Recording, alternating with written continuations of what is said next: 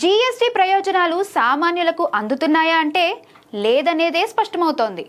పండుగ సీజన్లో ప్రత్యేక ఆఫర్ల కోసం ఎదురు చూసే మధ్యతరగతి ప్రజలకు ఈసారి కేంద్రం జీఎస్టీ సంస్కరణల ద్వారా నిత్యావసరాలు, కొన్ని ఎలక్ట్రానిక్ వస్తువులు తగ్గింపు ధరలకు అందుతాయని ప్రకటించింది.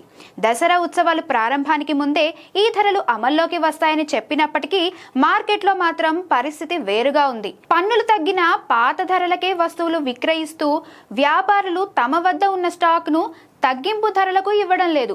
దీంతో నిజమైన లాభం సామాన్యులకు కాకుండా వ్యాపారులకే పరిమితమవుతోంది. ధరలు తగ్గకపోవడంతో వినియోగదారులు నిరాశ చెందుతున్నారు. ఈ విషయంపై కేంద్రం కూడా సీరియస్ అయి జీఎస్టీ ప్రయోజనాలపై ఎవరైనా ఫిర్యాదు చేయాలనుకుంటే 1915 టోల్ ఫ్రీ నంబర్కు కాల్ చేయాలని సూచించింది. ప్రజలకు నిజమైన లాభం చేరాలంటే అధికారులు పర్యవేక్షణ పెంచడంతో పాటు వ్యాపారులు కూడా నైతికంగా వ్యవహరించాల్సిన అవసరం ఉందని వినియోగదారులు అభిప్రాయపడుతున్నారు.